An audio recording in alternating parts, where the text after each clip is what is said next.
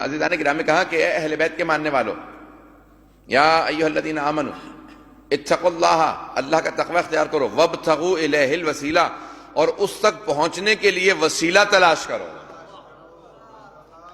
عزیزان گرامی، اللہ اگر قرآن بھی دینا چاہتا بغیر وسیلے کے تو وہ کہتا جاؤ میں نے پہاڑوں پہ نازل کر دیا، جا کے پہاڑوں سے لے آؤ، لیکن اللہ نے خود قرآن میں کہا لو انزلنا ھذا القرآن علی جبل، اگر ہم اس قرآن کو پہاڑوں پہ نازل کر دیتے تو وہ ریزہ ریزہ ہو جاتے۔ یعنی پہاڑوں میں قدرت نہیں ہے قرآن کے نزول کا تحمل کرنے کے لیے، لیکن قلب پیغمبر اسلام میں وہ قدرت موجود ہے کہ اس فیض مقدس کے یعنی فیض اقدس سے فیض مقدس اس فیض کو حاصل کریں۔ قرآن فیض ہے، اللہ فیض اقدس ہے، رسول خدا فیض مقدس ہیں۔ عزیزان گرامی، فیض کے اس پورے سلسلے میں اللہ نے کہا دیکھو میں نے حبیب کے ذریعے، اپنے حبیب کے ذریعے تمہیں قرآن عطا کیا، اپنے حبیب کے ذریعے قرآن عطا کیا ہے، پہاڑوں پہ نہیں بھیجا، اپنے حبیب کے ذریعے دیا گیا۔ عزیزان گرامی، اگر اللہ سبحانہ وتعالی نزول فیض کے لیے، میری زبان بالکل سادہ اور آسان ہوتی ہے، تھوڑے سے الفاظ مشکل ہیں، اس کو آسان کر دوں گا۔ اگر اللہ سبحانہ وتعالی کو نزول فیض کے لیے وسیلے کی ضرورت ہے، اگر اللہ فیض بھیجنے کے لیے، اگر اللہ سبحانہ وتعالی فیض جو بھیجتا ہے، نازل کرتا ہے، اس کے لیے وسیلہ قرار دیتا ہے، تو اگر ہماری طرف سے کوئی چیز جا رہی ہو تو اس میں وسیلے کی ضرورت نہیں ہے۔ پتہ نہیں میں بات پہنچا پایا ہوں یا نہیں۔ عزیزان گرامی، اللہ جو چیزیں عطا کر رہا ہے وہ کہہ رہا ہے فیض کے ذریعے دوں گا، فیض بھی دوں گا تو فیض کے ذریعے دوں گا، قرآن بھی دوں گا تو پیغمبر کے ذریعے، نعمتیں دوں گا تو پیغمبر کے ذریعے، جو کچھ دوں گا پیغمبر کے ذریعے۔ جب وہ کہہ رہا کہ میں وسیلے کے ذریعے بھیج رہا ہوں، تو اب اگر ہم یہاں سے کچھ بھیجیں، ہم نمازیں بھیجیں بغیر وسیلے کے قبول نہیں، ہم دعائیں بھیجیں بغیر وسیلے کے قبول نہیں، ہم روزے بھیجیں، عبادتیں بھیجیں، عزیزان گرامی جب وہاں سے وسیلے کے ساتھ آتی ہیں تو یہاں سے وسیلے کے ساتھ جائیں گے۔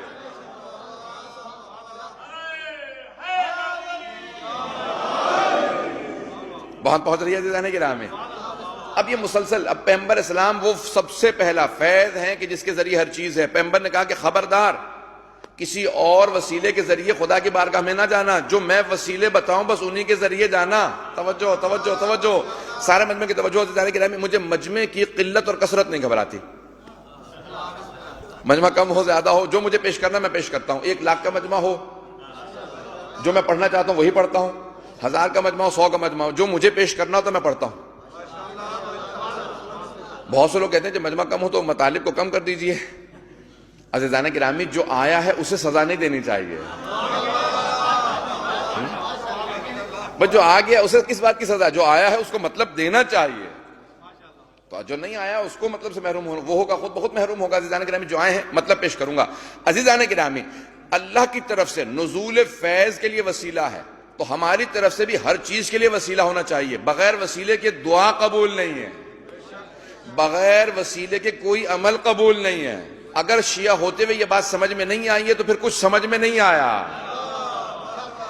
مجمع کی توجہ ہوگی، مطلب کو پیش کر رہا ہوں۔ عزیزان گرامی، قرآن کی آیت ہے کہ اگر تم بت پرستوں کے پاس بھی جاؤ گے، مشرکوں کے پاس بھی جاؤ گے اور ان سے سوال کرو گے، اے ایمان والو مشرکوں سے سوال کرو گے بتوں کی پوجا کیوں کرتے ہو، تو وہ کہیں گے یہ بت خدا نہیں ہے، خدا تک پہنچنے کا وسیلہ ہے۔